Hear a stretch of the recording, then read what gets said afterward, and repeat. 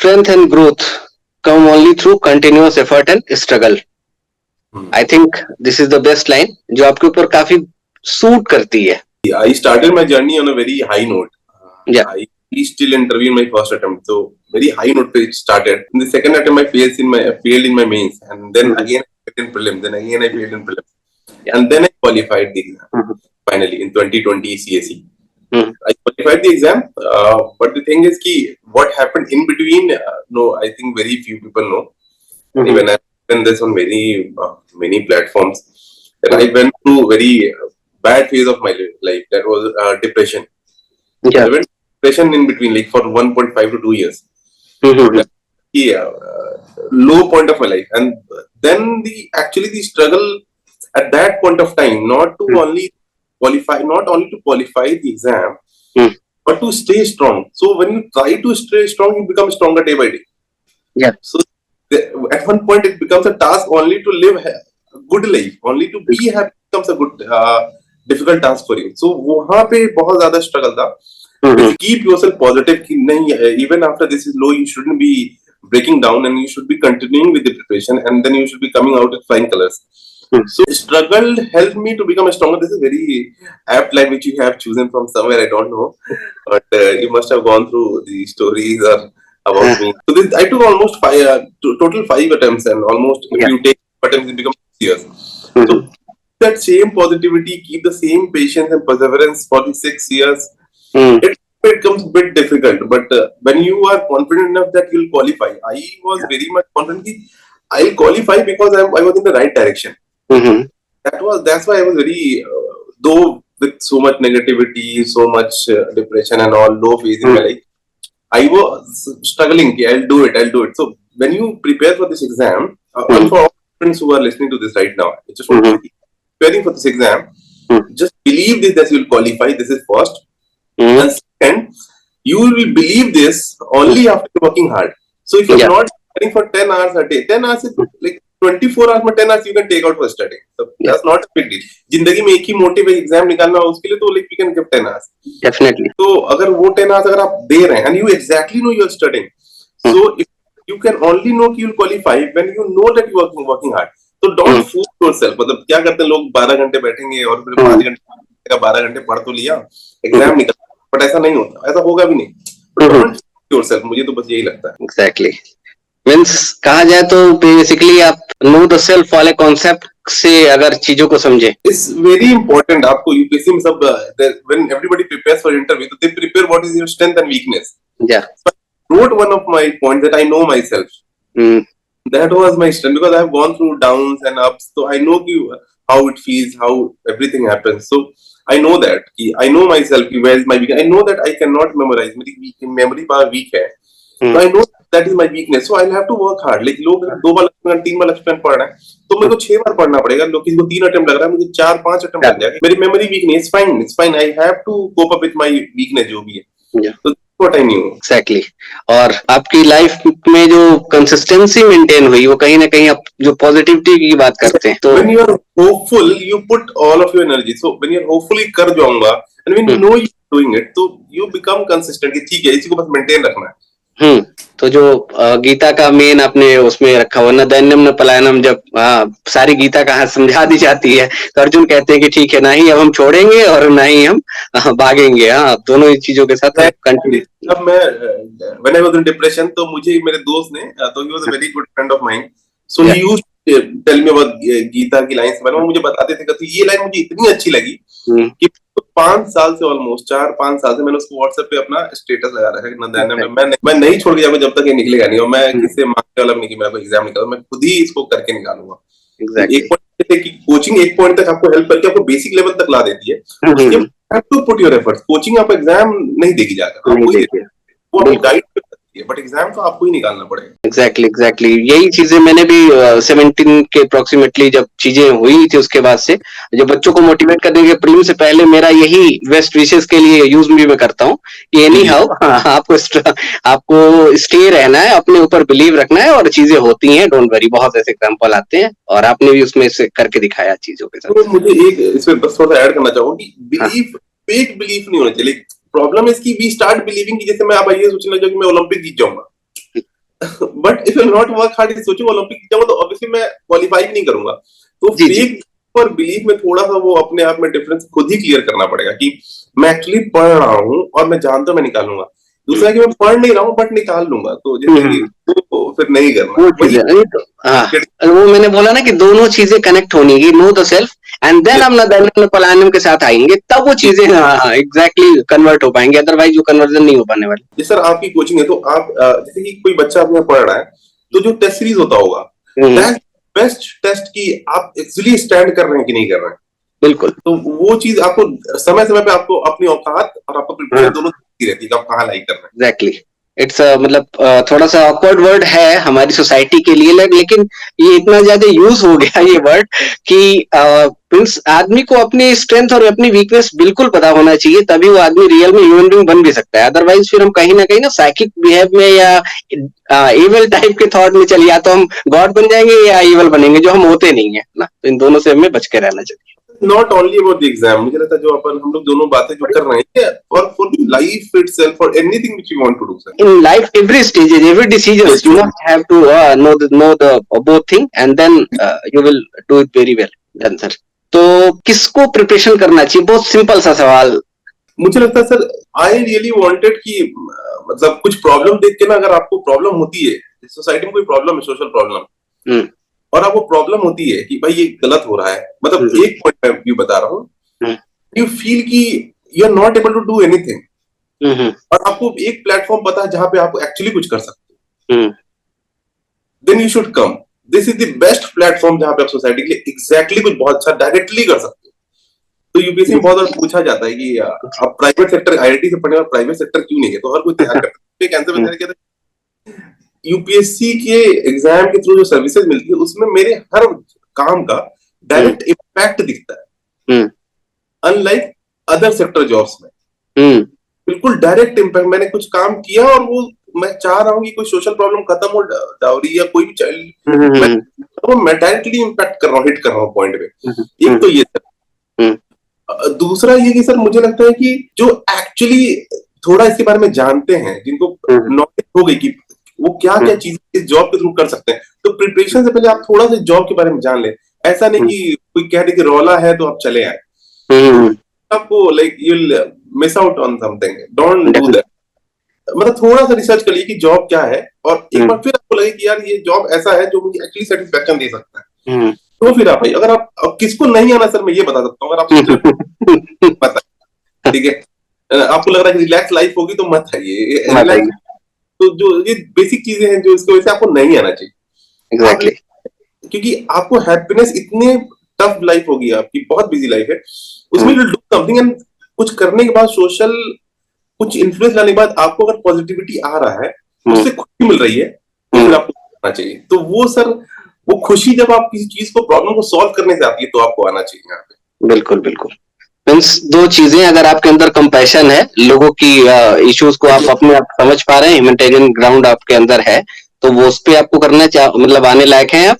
और second thing कि जब आप चीजों को, आपका वाई स्ट्रांग हो, तो ही फिर आपको इसको परस्यू करिए, अदरवाइज इतना बड़ा स्ट्रगल है, इतनी लंबी जर्नी है कि आप बीच में ब्रेक हो जाएंगे और आप इसे नहीं कर पाएंगे। क्योंकि सर बिफोर स्टार्टिंग एनीथिंग अगर आपको व्हाई नहीं पता है तो बीच में विल ब्रेक डाउन, ये मैं बहुत श्योर हूं कि मैं बहुत लोगों को देखा हूं कि दूसरों को देख के आ जाते हैं, वो प्रिपरेशन कर रहा है, मैं भी कर लेता हूं, एंड वो नहीं हुआ क्योंकि आपका व्हाई स्ट्रांग नहीं है। You don't know why you came here, तो you will not know why you shouldn't continue it. When you know why you came here, you will continue it, that's very simple. यही चीज। Okay, कब से इस preparation को start करना चाहिए? Sir मतलब I started after college, but I personally believe कि जब जागो तब सवेरा। आप you can start any time you want, but best is when you are in college. This is what I believe. जब आप कॉलेज में हैं तो आपके पास, जैसे कि आप मान लीजिए आप बिल्कुल ही माइंड से, बहुत लोग हैं जो बहुत किस्मत वाले हैं जिनको ये 12th में ही पता लग जाता है क्या करना है। अगर आपको 12th में पता लगा तो आप उसी हिसाब से आप अपना ग्रेजुएशन करिए। बिल्कुल। लेकिन अगर मान लीजिए आपको ग्रेजुएशन में नहीं पता लगा तो कोई बात नहीं, आप ग्रेजुएशन के बाद आपको पता लगा तब शुरू कीजिए। तो शुरू करने का तो सर नहीं, नॉट वेरी आई थिंक कि बता पाऊं कब स्टार्ट करिए। लेकिन इफ एनीबॉडी वांट्स कि 12th के बाद अगर कोई बंदा सुन रहा है and they are asking this, तो आई विल से कि start just after your 12th, go for college, and college में ही आप स्टार्ट करें। जिस पॉइंट पर आपको रियलाइज होता है कि आपको करना चाहिए, उसी पॉइंट से आपकी जर्नी स्टार्ट हो जाती है। कैसे हम बेस्ट गाइडलाइन को सेलेक्ट करें कि ये जो गाइडेंस है हमारे लिए, क्योंकि आप भी देख रहे हैं कि यहाँ कितनी बड़ी मारामारी, एक मार्केट बना हुआ है, तो इस मार्केट के अंदर रियल लोगों को कैसे आइडेंटिफाई किया जाए, क्या ऐसे क्राइटेरिया या पैरामीटर हो सकते हैं? सर वो तो बहुत मुश्किल है, बट बस मैं एक चीज कहूंगा कि बस सोशल मीडिया यूट्यूब पे शॉर्ट्स देख के आप प्लीज कोचिंग ज्वाइन नहीं करिए, कोई गाइडेंस मत करिए ऐसा, क्योंकि कोई भी आपकी अगर आदमी आपको, आप प्लीज उस चीज पे नहीं जाएं कि भाई किसी ने कोई, मतलब प्लीज आप एग्जाम पर्सपेक्टिव से देखें, कोई आपको ज्ञान दे रहा है तो आप ज्ञान पे प्रवचन सुनिए, वो ज्यादा बेहतर है। आप कोचिंग उस बेसिस मत ज्वाइन कीजिए, मेरा ये मानना है। तो मेरा मानना है कि आप जिससे जहां भी ज्वाइन करना चाहते हैं वहां के टीचर से जाके एक बार मिल लीजिए। अगर आपको लगता है कि आपको पर्सनली थोड़ा सा गाइड कर सकते हैं, तो सपोर्ट कर सकते हैं, तो फिर आप वहां, अगर आपको गाइडेंस चाहिए तो आप ये मेथड आप चूज कर सकते हैं। बिल्कुल बिल्कुल, मेनली बात यही आती है कि लंबी जर्नी होती है, अनसर्टेनिटी है, पता नहीं किस अटेम्प्ट में आपका होने वाला है, किस अटेम्प्ट में कैसी चैलेंजेस आएंगे ये भी नहीं पता होता है। तो टीचर अवेलेबिलिटी और टीचर के साथ ट्यूनिंग, अगर कनेक्टिविटी हो रही हो तो I think this is the best one तरीका कि भाई आप चीजों को चूज करिए। जरूरी नहीं कि आप मेट्रोपॉलिटन सिटी आ ही जाइए और वहीं से सिलेक्शन होना है, तो ऐसा कुछ ऐसा कोई स्टैंडर्ड या खाका नहीं है। गारंटी नहीं है इस एग्जाम में, यही तो प्रॉब्लम है, सिलेक्शन की गारंटी कुछ भी नहीं है। आप हो सकता है, आप बहुत लोग आईपीएस बनने के बाद भी एग्जाम देते हैं, बहुत सारे बाद एग्जाम देते हैं, बट दोबारा देने के बाद वो दोबारा क्वालिफाई नहीं कर पाते, उनको खुद ही निकालने के बाद मंत्रा नहीं पता है क्यों निकालना है, कैसे निकालना है, तो वो फिर थोड़ा रिस्की एडवेंचर तो है सर। डन। बेसिक्स बुक्स का क्या इंपॉर्टेंस है, जस्ट लाइक एनसीईआरटी या स्टेट्स की जो अदर बेसिक बुक्स हैं? थोड़ा सा मैं बहुत जनरल ट्रेंड से थोड़ा डिसएग्री करता हूँ। डिसएग्री मैं इस पॉइंट पे करता हूँ कि लोग मतलब एनसीईआरटी पढ़ने के लिए बहुत ज्यादा फोकस रहता है। मुझे एग्जैक्टली मैं एनसीईआरटी मैंने पढ़ी थी, बट मुझे उससे बहुत बेहतर लगा कि मैंने जो है कुछ यूट्यूब पे वीडियो देखी थी, लक्ष्मीकांत है तो किसी ने लक्ष्मीकांत समझा दिया था, और मैं कोचिंग किया था तो वहां पे भी मुझे समझा दिया गया था।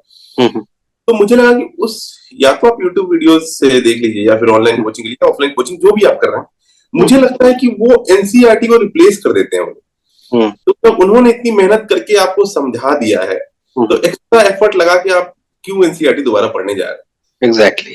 तो मुझे ये लगता है, बाकी हर किसी का अलग परसेप्शन हो सकता है इस चीज पे। बिल्कुल, कहते हैं कि जो ट्रूथ होता है या सत्य होता है वो तीन तरीके का होता है, जो होता है वो, और एक जो मैं समझ रहा हूँ, और एक आपका सामने वाले का। तो इन तीनों को सम अप करके रियल में जो चीजें हैं उसको हमें फाइंड आउट कर लेना है, यही तरीका है ना? Yes sir. Great sir. Pre इस समय काफी चैलेंजिंग हो गया, देख रहे हैं कि मतलब पूरा यूट्यूब शॉर्ट से और तमाम, मतलब क्या ही ऐसे ऐसे लोगों ने उसके बारे में रखा है कि वो बहुत बड़े अपने आप को मानते थे और सारी जो उनके कार्ड थे वो गायब हो गए। हाँ, तो क्या बताना चाहेंगे प्रीलिम्स को लेके, paper wise strategy, paper 1 paper 2? मतलब पर्सनली आई बिलीव कि जिन 10,000 बच्चों का होना था प्रीलिम्स, वो इजी पेपर आता तब भी वही होते सर, मेरा तो ये मानना है। तब आता तब भी वही होते, आर्बिट्ररी आता तब भी वही होते। इट जस्ट बिकम्स, अगर इस बार नहीं हुआ कोई बात नहीं सर, मैं ये बात समझता हूँ, 2 बार भी मेरा प्रीलिम्स नहीं हुआ, इस बार नहीं हुआ तो अगली बार हो जाएगा, तब नहीं होगा तो उसकी अगली बार, बट हो जाएगा। चैलेंजिंग है, बिल्कुल चैलेंजिंग, अजीब सा पेपर है, बिल्कुल टफ है, आर्बिट्ररी कुछ लोग कह रहे हैं, उनका पॉइंट भी हो सकता है, बट अगर आप लगे हुए हैं सही डायरेक्शन में, जैसे 2018 में ना सर थोड़ा सा पेपर चेंज हुआ था, अगर आपको याद हो। बिल्कुल। फिर 2020 में और चेंज हुआ, और ये 23 बहुत चेंज हुआ। तो पेपर चेंज कोई नया पैटर्न नहीं है, change of pattern he UPSC का पैटर्न है। बिल्कुल। तो अगर आप सोच रहे हैं कि भाई करंट अफेयर पढ़ के जाऊंगा वही चीज आ जाए, तो ऐसा नहीं होने वाला है। बिल्कुल। ये पढ़ के जाऊंगा ऐसा हो जाएगा, ऐसा नहीं होने वाला है। वो चेंज करेगा, हो सकता है उस चेंज में आप अपने आप को नहीं चेंज कर पाए, आप नहीं, अगले बार फिर आपको मौका मिलेगा। जैसे 18 मेरे साथ हुआ, फिर मैं इसको 1-2 चेंज किया, अगले में फिर मेरा सिलेक्शन हुआ। तो मेरा ये मानना है कि सर प्रीलिम्स जब आपका टफ हो जाए तो आप हिसाब से चेंज हो थोड़ा सा, और अपने जो पढ़ने का तरीका है ना उस पर, जैसे एग्जाम्पल गिव यू कि थोड़ा सा वैरायटी बढ़ा दें आप सब्जेक्ट का। जैसे ऐसा जरूरी नहीं कि लक्ष्मीकांत में you don't need to go for any other book quality में, बट जैसे थोड़ा सा एनवायरनमेंट में थोड़ा सा ब्रॉड हो जाता है, थोड़ा सा ब्रॉड कर, कुछ में आप ब्रॉड नहीं कर सकते, कॉमिक्स में आपको कुछ ब्रॉड करने की जरूरत है, कॉन्सेप्चुअल क्लैरिटी बिल्कुल होनी चाहिए। तो हर बार सर क्वेश्चन जो है 20-30 क्वेश्चन ऐसा होगा जो बनेगा, बाकी टू टेक द गैम्बल।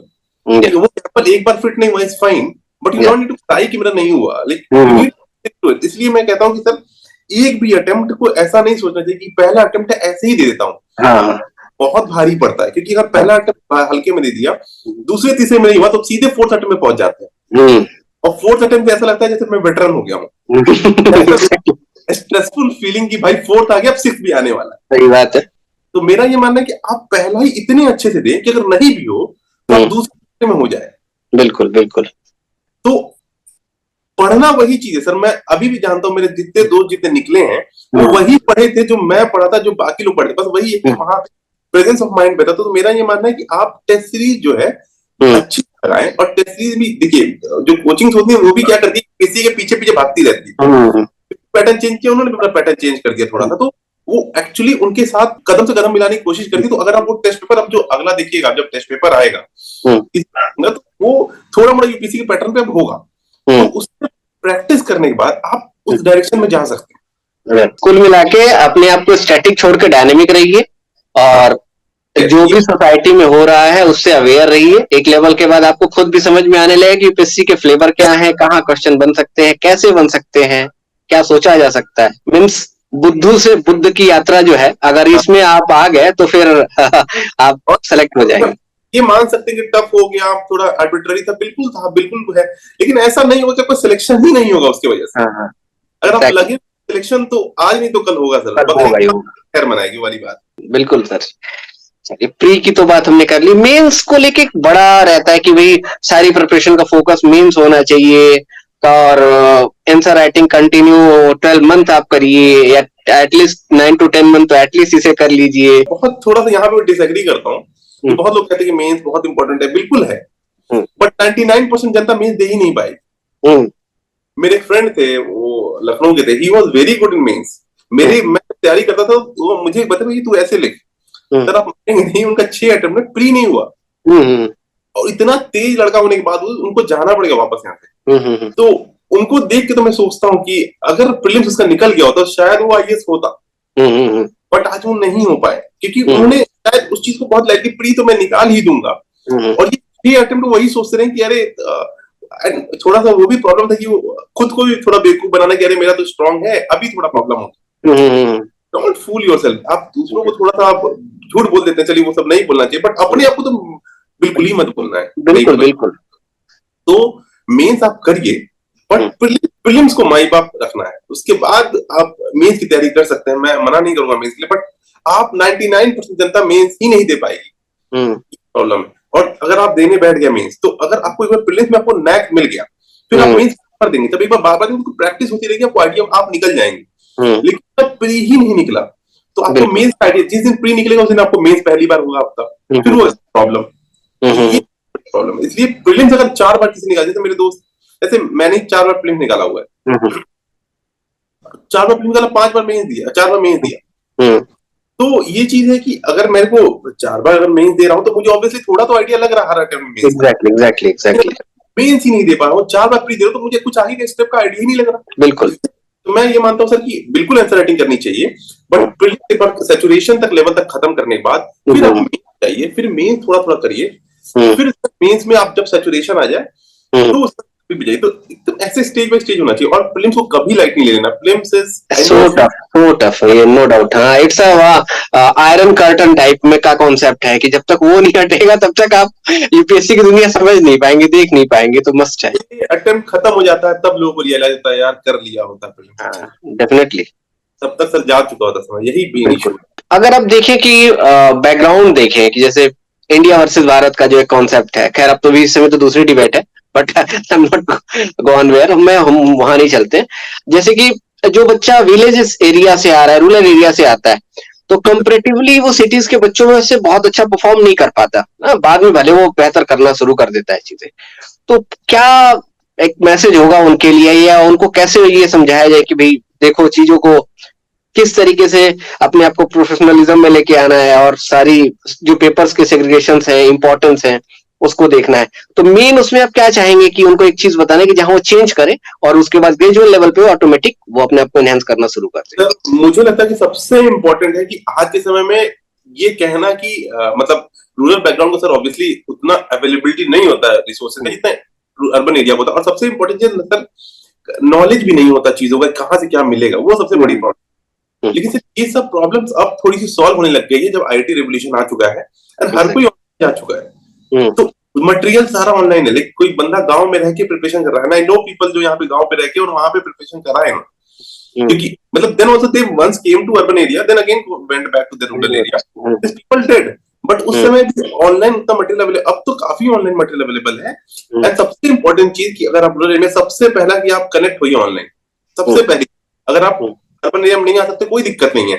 अब वो बात नहीं है कि जो बंदा घर जिसके वो है ना कि राजा का बेटा ही राजा बनेगा, ऐसा नहीं है। सबके अवेलेबल है, आप हर के पास मोबाइल है, मतलब आप ये नहीं कि आप वही इंस्टाग्राम पे रील और यूट्यूब पे शॉर्ट देखने से बेटर है कि आप कुछ और बढ़िया देखें, किसी का लेक्चर किसी का ज्ञान सुनने से बढ़िया है कि आप प्लीज आप यूपीएससी में बहुत लोग मसाला ढूंढ लग जाते हैं कि आईएएस आईपीएस मैरिज एंट्री, ये सब नहीं करना है। मैं देखा हूँ लोगों को, वो सब नहीं करना है, उससे टाइम वेस्ट। अब कभी चलिए आपने कभी एक दो बार देख लिया, थोड़ा मोटिवेशन आ गया मेरा भी ऐसा, अच्छी बात है, but to it, that's not your preparation. Preparation के लिए अलग बहुत सारे लोग अपना चैनल चला रहे हैं, बहुत लोग मदद कर रहे हैं, बहुत लोग, सब लोग ऑनलाइन जा चुके हैं, प्लीज आप उस पे आइए, वहां से आप मदद उठाइए। मीन्स आप सेल्फ चीजों को भी देखते रहिए, समझते रहिए, और केवल हवाबाजी में ना जाए तो बेहतर रहेगा, अदरवाइज समय चला जाएगा। और दूसरी चीज, यूपीएससी का जो तरीका है वो बहुत फेयर है, उसमें कहीं कोई पार्शियलिटी वाली बात नहीं, कोई कह रहा है तो एकदम फेक बात है, मैं तो कभी मैं मानता नहीं इस बात को। तो आप अपने साथ जस्टिस करिए, डेली चीजों को देखिए, सेल्फ मेंटर बनिए, तो ही फिर चीजें आपकी बेहतर हो पाएंगी। ये कोई एक्सक्यूजेज है कि टाइम नहीं है, या रूरल एरिया से है, या लद्दाख से आते हैं। 2010 के जो टॉपर रहे, हाँ इस समय तो काफी न्यूज में भी है, उन्होंने भी निकाला कि भाई हाँ वो काफी रिमोट एरिया से आते हैं, वहां तो उसमें सिचुएशन भी नहीं थी चीजों के साथ। सर वो मतलब I first thing, first most important thing ये बिलीव होना चाहिए कि मैं कर लूंगा। दूसरा प्रोसेस फिगर आउट करने लग जाए कहाँ से करना है। सर मतलब 2 बच्चे ऐसे थे, वो अभी तैयारी कर रहे हैं, उन्होंने मुझे कहीं से कांटेक्ट किया कि सर मैं बहुत गरीब हूँ, ये है, और कुछ इशू था। मतलब अब सर उन 2 लड़कों को आप देखेंगे, इतना ड्रास्टिक चेंज है कि उन्होंने वो आए, वो दिल्ली रहे, वो खुद गरीब बच्चों को पढ़ाते थे, कुछ बच्चों को पढ़ाते थे, खुद गरीब थे, कुछ लोग पढ़ाते थे, then earn money and then they started studying. खुद ज्वाइन किया, मुझसे कुछ पैसे स्टार्टिंग में उधार लिए उन्होंने, मैंने ठीक है जितना मैं अपनी तरफ से कर सकता था मैंने किया। 2 लड़के हैं, और सर आज उनकी उसमें एक की इंग्लिश अच्छी नहीं थी, आज की आप इंग्लिश सुनेंगे सर आप दंग रह जाएंगे कि वो आप बोलेंगे मिशनरी स्कूल का नहीं। तो बहुत मैंने कल मैंने उसको मैसेज किया कि you have improved your English a lot, good.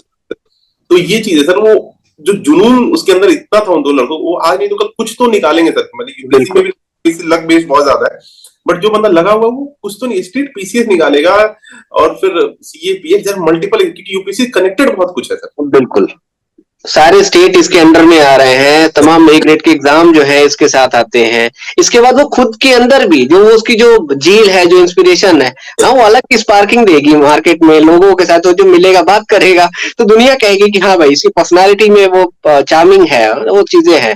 तो बहुत कुछ होता है। तो मेरा तो मानना है, खैर एक पर्सनल ओपिनियन मेरा भी, कि हर आदमी को एटलीस्ट वन टाइम एक रेशनल माइंडसेट होने के लिए किसी की प्रिपरेशन करनी चाहिए, ताकि आप अपनी बेसिक चीजों से थोड़ा सा ऊपर आ पाए, कि मतलब कास्ट, रिलीजन, सोसाइटी, हाँ मतलब जो हवाई बातें, उससे आप ग्राउंड रियलिटी को पकड़ पाएंगे कि चीजें चलती कैसे, सिस्टम चलता है कैसे, है ना, ये सारी चीजें हो पाएंगी। सबसे इम्पोर्टेंट आप समझ पाएंगे कि देश दुनिया कैसे चल रहा है। हाँ, ये सोशल मीडिया के जमाने में जो खुद का जो न्यूज चैनल वाला हिसाब है, कि हर न्यूज चैनल अपने आप को सर्विसेज जो बना के चल रहा है, तो उन चीजों से आपको समझ में आए कि रियल में सर्विसेज की कहानी है कहाँ है, इधर कुछ है ही नहीं। व्हाट्सएप, यूट्यूब और इंस्टाग्राम मतलब source of knowledge I think नहीं बन, जब आपका न्यूज़पेपर अवेलेबल है। तो यूपीएससी इंपॉर्टेंट चीज आपको करंट अवेयरनेस देता है, और हर चीज को समझने का, आप यूपीएससी की प्रिपरेशन के बाद हर कुछ पे बात कर सकते हैं, सबसे अच्छी बात ये। बिल्कुल, आपके सेल्फ ओपिनियन आ जाते हैं, तो आपकी अंडरस्टैंडिंग आ जाती है। और यूपीएससी हमेशा पूछते भी है कि आप बताओ भैया कि वो चीजें क्या है, हमें आपके ओपिनियन जानने। सही है सर। कोई ऐसा कंक्रीट प्रूफ प्लान हो सकता है कि जिसको माना जाए कि अगर 1 ईयर के लिए हम ऐसा प्लान बना लें, प्रीलिम्स के लिए, मेंस के लिए, इंटरव्यू के लिए, तो वो मतलब टाइमलाइन के साथ, तो उससे हम ये मान सकते हैं कि चीजें 60-70% तक बेहतर हो सकती। कॉन्क्रीट तो मैं कुछ ऐसा नहीं बता पाऊंगा, लेकिन जो मैंने किया मैं वो बता देता हूँ, क्योंकि हो सकता है वही कोई करे तो किसी और का ना हो, अपनी स्ट्रेटजी बनानी पड़ेगी। हाँ, बट मेरा ये स्ट्रेटजी है कि हर मंथ में मैं एक सब्जेक्ट खत्म करने की कोशिश करता था। मैंने पहले किया पूरा लक्ष्मीकांत, पूरा एनसीईआरटी, यूट्यूब से वीडियो सारे देखे, सब कुछ किया, लक्ष्मीकांत खत्म कर दिया 1 महीने में। उसके बाद फिर अगली बार उठाया सेम फॉर्मूला, ये खत्म करके पीटी में 6 सब्जेक्ट्स हैं, बेसिकली मेंस 6 सब्जेक्ट हैं, उन 6 को मैंने 6 महीने में खत्म किया। जो 6 महीने में पढ़ते हैं उसको फिर उसके बाद से सारे एनसीईआरटी और यूट्यूब वीडियो सब हटाकर मैंने बस वो बेसिक बुक पकड़ ली, लक्ष्मीकांत, स्पेक्ट्रम, सिंहासन, इन सबको बस पकड़ लिया और खुद फिगर आउट किया कि इसमें क्या क्या छोड़ सकता हूँ। तो वो पूरा पढ़ा। वो पढ़ने में सर मुझे फिर 2 महीना लगा मैक्सिमम, 2 से 2.5 महीने मेरा हो गया दूसरा रिवीजन। फिर तीसरा रिवीजन सर वो ऑलमोस्ट 1 महीना में या 1.5 महीना में हो जाता है। तो कुल मिलाकर 10 महीने में मेरा प्रीलिम्स तो अच्छे से हो गया था, बहुत अच्छे से जी। उसके बाद एग्जाम देने के लिए जब मैं गया तो मैंने एक्चुअली एक गलती करी थी कि मैंने मेंस की तैयारी नहीं की थी कभी भी। तो मुझे लगा कि साइड बाय साइड अगर मैं 1 घंटे भी कर रहा होता तो मैं निकल जाता। मुझे कोई गाइड करने वाला नहीं था, तो ये मुझे प्रॉब्लम, इसलिए मैं कह रहा हूँ किसी से आप कनेक्ट हो पाए ना, जो बंदा टीचर को पता हो या कोई मेंटर की सीनियर को पता हो, उससे बहुत हेल्प मिल जाती है। तो मुझे तो बहुत बच्चों के इंस्टाग्राम पे मेरे को मैसेज भी आते हैं कि सर ये बताओ, तो मैं एक ऐसा मैच में रिप्लाई नहीं किया हूँ, मैं सबको रिप्लाई कर रहा हूँ वहाँ पे। 1 मिनट 10 सेकंड लगता है रिप्लाई करने में। हाँ बिल्कुल। तो वो मेरे से गलती हुई। तो मैं कहूंगा कि अगर आप हर दिन 1 घंटे, एक बार पूरा 2 बार जब सिलेबस पढ़ लें तो हर दिन थोड़ा सा आंसर राइटिंग कर लें और फिर ऑप्शनल थोड़ा साइड बाय साइड चलता है। तो मैं ऑप्शनल करता था साइड बाय साइड। जब फिर 12 महीने मैंने पीटी दिया, मेरा पीटी हो गया, पीटी में बहुत अच्छे नंबर आए। फिर उसके बाद मेरा मेंस देने गया, तो मेंस में मैं बहुत सारे टेस्ट दिए। पहली बार सर प्रीलिम्स में मैंने 80 टेस्ट पेपर दिए थे प्रीलिम्स के। तो हाँ, तो वो मुझे लगा शायद ज्यादा भी हो गया, बट मुझे लगता कि काफी ज्यादा 40 इज मोर देन इनफ। मुझे लगता है 30-40 इज मोर देन इनफ एक साल में पूरा। फिर इसके बाद सर फिर मैंने मेंस की तैयारी शुरू करी और मेंस में मैंने ऑलमोस्ट मुझे लगता कि 30 के राउंड मैंने पूरा सारे मिला के ऐसे वैसे सब मिला के ऑप्शन 30 के राउंड पेपर दिया था। तो वो मैं टेस्ट देने में ही चला गया मेरा बहुत ज्यादा टाइम। तो फिर मेरा मेंस भी क्वालिफाई हो गया था। तो मेरा ये मानना है कि अगर थोड़ा सा इनिशियली एक तो थोड़ा जल्दी स्टार्ट करना सर बहुत इंपॉर्टेंट है, जितना करेंगे उतना प्रॉब्लम होता है। तो first attempt should be best attempt, मेरा ये मानना है। तो मेरा ये मानना है कि जब आप प्रीलिम्स की तैयारी कर रहे हैं तो बेसिकली मेन प्रीलिम्स रखते हुए थोड़ा सा साइड बाय साइड आप ऑप्शनल 1-2 घंटे, क्योंकि ऑप्शनल प्रीलिम्स से बिल्कुल अलग है। जीएस के साथ ये प्रॉब्लम है कि जीएस का जब तक प्रीलिम खत्म नहीं होगा तब तक आप जीएस मेन कर सकते हैं। कोई चक्कर नहीं है, ऑप्शनल अपना सोशियोलॉजी पढ़ते रहिए, हर दिन सोशियोलॉजी 1-2 घंटे पढ़ना चाहिए, प्रीलिम्स की करते रहिए। फिर बाद जब लास्ट जो पीटी से 3 महीने पहले आप मेंस की तैयारी बंद कर दीजिए और बस प्रीलिम्स फोकस कर दिए 3 महीने। उससे 3 महीने पहले थोड़ा सा ज्यादा मेंस को दे सकते हैं, हल्का सा आप बीच में 2 ज्यादा बढ़ा दीजिए ताकि जीएस का आंसर राइटिंग देख लें या फिर जीएस का नोट देख लें। नोट सर बहुत अवेलेबल है मार्केट में, यूट्यूब पे टॉपर बहुत सारे टॉपर के नोट्स मिल जाएंगे, उसको आप डाउनलोड करके उससे थोड़ा गाइडेंस लेके आप अपना नोट बना लीजिए। तो बीच 2 महीने आप देंगे तो हो जाएगा। ये तब होगा सर आप जब प्रीलिम्स का जीएस खत्म हो चुका होगा, तब मेंस का जीएस बना पाएंगे नोट्स। फिर आप ऑप्शनल कर लीजिए थोड़ा सा और फिर आप प्रीलिम दीजिए। फिर आप 4 महीने में आपको 3 महीने 100 दिन मिलते हैं, उसमें मेंस की तैयारी कीजिए। और इंटरव्यू की तैयारी तो सर ऐसा कुछ अलग से करना नहीं होता, वो जिंदगी भर चलती रहती है। हाँ बिल्कुल, वो तो सब बात चल रही है। करंट अफेयर बड़ा चैलेंज होता है। दिल्ली में तो हम देखते हैं कि बच्चे आते हैं 7 घंटे 6 घंटे हिंदू लेके इधर से उधर घूमते रहते हैं, 4 से 6 महीने तो वो करंट अफेयर को ही समझने में लगा देते हैं। तो इनके लिए क्या सजेशन होगा कि करंट अफेयर को कैसे टैकल किया जाए? सबसे पहला मुझे लगता है कि हिंदू तो पहले 2-3 महीने तो पढ़ना नहीं चाहिए। मतलब मेरा अपना पॉइंट ऑफ व्यू में भी मैं डिफरेंट काउंट कर रहा हूँ, बट मुझे हिंदू पढ़ना नहीं चाहिए 3-4 महीने। 3 महीने तो बिल्कुल नहीं पढ़ना चाहिए। रीजन बीइंग सर क्यों कह रहा हूँ मैं ऐसा, कि कुछ भी समझ नहीं आता। वो क्या लिखा है, वो लिखा है लेजिस्लेशन मतलब ही नहीं समझ में आ रहा है। तो एक बात तो मैं समझ लूं, बेसिक एकदम बिल्कुल बेसिक कि भाई लिखा है कि औरंगजेब के बारे में कुछ लिखा है, तो मुझे पता तो औरंगजेब कब आया क्या, कुछ भी मैं उसको बस डिसकनेक्टेड फॉर्म में पढ़ रहा हूँ। एक बार 3 महीने थोड़ा सिलेबस का आइडिया लग जाता है, सिलेबस का आइडिया लग गया फिर जो है आप न्यूज़पेपर पढ़िए, तब वो समझ में। नहीं तो उसमें पढ़ने में आप सर्च करने लग जाएंगे, लेजिस्लेशन क्या होता है, फिर आपने सर्च किया सभा कैसे, राज्यसभा में 2/3 क्यों लिखा है, आप सर्च ही, तो उसमें समय बहुत जाता है। तो उसको अवॉइड करना बहुत इंपॉर्टेंट। तो उसके लिए मुझे लगता है 2-3 महीने आप एकदम प्रिपरेशन कर लीजिए। उसके बाद पेपर शुरू कीजिए। न्यूज़पेपर खत्म करने के बाद आप फिर 2 घंटे, मुझे लगता है कि मैक्सिमम 2.5 घंटे न्यूज़पेपर को दीजिए। मैं पहले आधे घंटे किसी न्यूज़पेपर एनालिसिस को देख लेता था, जो बहुत से मिल जाते हैं, उन्हें तो यूट्यूब पे देखने के बाद मैं न्यूज़पेपर पढ़ता था, तो मेरे को कनेक्ट हो पाता था। बाद में मैंने किया, मैं खुद पढ़ता हूं, मैं 2 घंटे न्यूज़पेपर को देता था उसके बाद, और एक कोई भी कोचिंग का मैं करंट अफेयर्स, किसी भी एक कोचिंग का करंट अफेयर्स वो भी मंथली पढ़ता था। तो न्यूज़पेपर के मैं नोट्स नहीं पढ़ता, क्योंकि वो कोचिंग वाला वो काम कर ही दे रहा है, फ्री में नोट बना के दे रहा था, जरूरत ही नहीं है फिर उसको करने की। उसने जब कर दिया फ्री में काम, तो मैं क्यों अपने डबल एफर्ट क्यों डाले? बिल्कुल सही बात है, बिल्कुल ठीक।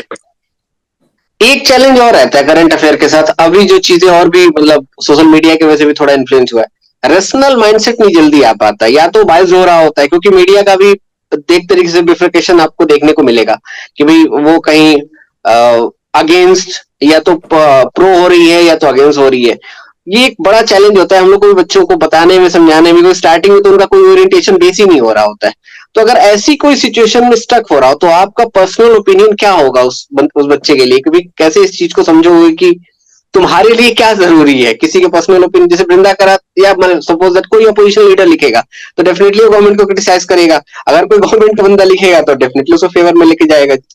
तो ऐसी चीजों के साथ कैसे जस्टिफाई किया जाए और कैसे रेशनल रहा जाए? सर, तो मुझे, मेरा ये मानना है कि मतलब sir, at this point of time मुझे लगता है कि आप थोड़ा सा खुद ही वो सोचना पड़ेगा कि भाई ये आर्टिकल लिखा हुआ है, तो ये आर्टिकल इस पॉइंट ऑफ व्यू से लिखा हुआ है। तो बहुत लोग रैशनलाइज करने के लिए इंडियन एक्सप्रेस और हिंदू दोनों पढ़ लेते हैं, बट मुझे दोनों पढ़ना टाइम वेस्ट हो जाता है। तो जब आप पढ़ते हैं ना, तो आप ओपिनियन मत बनाइए उनका ओपिनियन से, आप उनसे फैक्ट कलेक्ट कीजिए और बस फैक्ट लिखिए, और फिर उसको आप अपना, हो सकता है आपका भी आइडियोलॉजी होगा उसमें, और होगा ही होगा, हर आदमी का होता है, आइडियोलॉजी भी दिखेगी उसमें, कोई डाउट नहीं, बट आप उनके आइडियोलॉजी से गाइड मत होइए। आप सोचिए कि ये लिख रहा है तो क्या रैशनल है, रैशनल क्या होगा, उसका रैशनल लिखिए, क्या रीजन उसे तर्क दिया, क्योंकि आपको जब एग्जाम लिखना तो आपको तर्क वितर्क दोनों देना पड़ता है, आपको कवर दोनों करना है वहां पे भी, बिल्कुल। तो आपको अच्छी बात है, कोई आपको पॉइंट ऑफ व्यू दे रहा तो आप लिख लीजिए, बट ये सोचिए इसका काउंटर पॉइंट ऑफ व्यू भी तो होगा, वो भी आपको सोचना पड़ेगा, तो आपको ही कलेक्ट करना पड़ेगा और आपको ही सोचना पड़ेगा, और एग्जाम में जब आप लिखेंगे तो आपको दोनों पॉइंट ऑफ व्यू देना पड़ता है, एंथेसिस और एंटीथेसिस दोनों और सिंथेसिस तीनों देना पड़ता है। डेफिनेटली एग्जाम में आपको कवर कर, ऐसा नहीं पूछता यूपीएससी की आप एक पॉइंट ऑफ व्यू देके निकल जाए, अभी पॉसिबल ही नहीं है, वो तो आपकी अपने ओपिनियन ही पूछेगा कि अपने ओपिनियन आप बता दो। एग्जैक्टली। तो कुल मिला के यही है कि आपको थोड़ी सी समझ, जो अपनी कॉम्प्रिहेंसिव अप्रोच को डेवलप करना पड़ेगा, और जब वो कॉम्प्रिहेंसिव अप्रोच आ जाएगा तो फिर आपको ये याद रखना है कि आपको ब्यूरोक्रेट बनना है, तो ब्यूरोक्रेसी के लिए जो जरूरी है वो चीज करिए, ना कि इधर उधर की चीजों पे जाइए। मेरा एक मानना है कि as a bureaucrat you should always be compassionate and sympathetic toward the vulnerable community, कोई वल्नरेबल कम्युनिटी एकदम, मतलब ये आपको राइट लेफ्ट सोचने की जरूरत नहीं है, आप ब्यूरोक्रेट हैं तो आप सिंपैथेटिक रहेंगे, ये आपको करना ही है, मतलब ये नहीं सोचा कि मैं ये तो नहीं हो रहा हूँ, मैं वो तो नहीं हो रहा हूँ, आपका काम ही वही है बेसिकली। बिल्कुल बिल्कुल, मेन वर्क है आपका, और वो जरूरी है भी, वो मेन पार्ट है एक तरीके से आपकी पूरी पर्सनालिटी का ही। जी। सिलेक्शंस के बाद अभी तो आप ट्रेनिंग में है, कितने चेंजेस आते हैं और कैसे उस चेंज को आप देखते हैं? सर, चेंज मुझे लगता है कि वो खुद नहीं आता, I think it is imposed by people, it is very much imposed by people कि अच्छा अब तो बड़ा आदमी हो गया, बात नहीं करेगा, तो ये हो गया, बात नहीं करेगा, दिस इज, मतलब एक तो ये, दूसरा सर आता है बहुत लोगों को नेगेटिव भी आता है, इसमें कोई डाउट नहीं है, जैसे कि आप किसी को कॉल करेंगे नहीं उठेगा, ऐसा लोग कहते हैं, बट मैं अपने दोस्तों में देखता हूँ ऐसा नहीं होता, जिनके बहुत अच्छे दोस्त हैं सर, हर किसी का अपना एक क्लोज ग्रुप है, और सर लाइफ में आप सबको एंटरटेन करना बहुत मुश्किल है, क्योंकि आपको कॉल आते हैं, मुझे भी आज आर्बिट्ररी कॉल आके कोई बोलेगा मुझे बात करनी, इट्स नॉट पॉसिबल प्रैक्टिकली कि मैं सबसे बात कर पाऊं, प्रैक्टिकली नहीं पॉसिबल है, मैं ट्रेनिंग कर रही, अगर मैं ट्रेनिंग में बिजी हूँ तो अगर मैं फोन नहीं उठा पाऊँ तो सामने वाले को समझना पड़ेगा बंदा बिजी है, नहीं उठा पाएगा, instead of judging somebody you should think कि मे बी शायद बिजी होगा, तो आई डोंट थिंक कि सब में आता है सर ये negative change, but obviously at time, जैसे कि आप बहुत न्यूज में सुनते भी होंगे, कुछ ब्यूरोक्रेट से कुछ गलत कर दिया, किसी को मार दिया, तो वो तो सर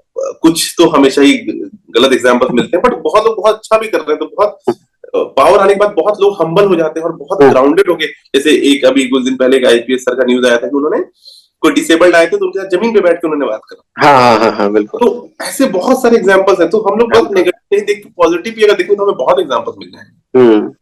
तो सर हर तरीके के हैं, मतलब चेंज तो आएगा सर, क्योंकि आपका चेंज हुआ है और आदमी पॉजिटिव हर जगह चेंज होगी। तो ड्रास्टिक चेंज है जहाँ पे आपको सोशल रिकॉग्निशन मिला है, वो पॉजिटिव नेगेटिव दोनों हो सकता है। How you tackle it totally depend on you, है ना। हाँ ठीक है, डन है। अब बहुत ग्राउंड से है तो आपकी क्लियरिटी काफी वास्ट है और ईश्वर करे कि आप और बेहतर कर पाए। अभी तो ट्रेनिंग है आपकी। बस सॉरी सर, कटिंग मैं एग्जाम के हर स्टेज पे फेल हुआ हूँ सर, और मैं इस एग्जाम के हर स्टेज पे फेल हुआ हूँ और इस एग्जाम के हर स्टेज को मैं जान गया था कैसे होगा। तो ये एक चीज थी जो मुझे समझ में आई। और दूसरा कि सर मैं बहुत लो भी गया हूँ और बहुत हाई भी गया लाइफ में सर, तो इसलिए मैं थोड़ा समझ पाता हूँ कोई अगर प्रॉब्लम में है तो वो उसको किस फेज से गुजर रहा है। तो I don't think anybody should जज कि कोई कह रहा है कि यार मेरे को, इफ समबडी, सर वो लास्ट में बस ऐड करना चाह रहा हूँ कि if somebody comes and tells you मैं बहुत परेशान हूँ, बहुत डिप्रेशन में हूँ, मेरे को सुसाइडल टेंडेंसी आ रही, प्लीज डोंट जज हिम। हो सकता है उसकी जगह आप होते शायद आपको भी वही आ रहा होता, उसकी बात नहीं। और थोड़ा हेल्प करने की कोशिश कर, नेगेटिव नहीं मत बोलिए, एटलीस्ट कुछ मत बोलिए अगर आप नेगेटिव पॉजिटिव नहीं बोल सकते। बिल्कुल जजमेंटल ना हो, जिंदगी को जिंदगी की तरह जिए और ये मान के चले कि सामने वाला भी ह्यूमन बीइंग है। डाइवर्सिटी की रिस्पेक्ट करें, ये बहुत जरूरी है। प्रेमबल में भी बात की जाती है, समझाया भी जाता है कि भाई हम दो लोग हैं तो दोनों लोग के ओपिनियन बहुत अलग होंगे, खान पीन जीना सब कुछ अलग होगा, but first of all we are human. तो हम ह्यूमन बीइंग के बेसिस पे पहले उस बात को समझे, फिर कुछ हम अपनी बात कहें, सुने या जो भी हम कर सकते हैं उनके लिए करें। ठीक है, thank you so much dear, आपने इतना समय दिया और हम ये चीजें कंटिन्यू रखेंगे।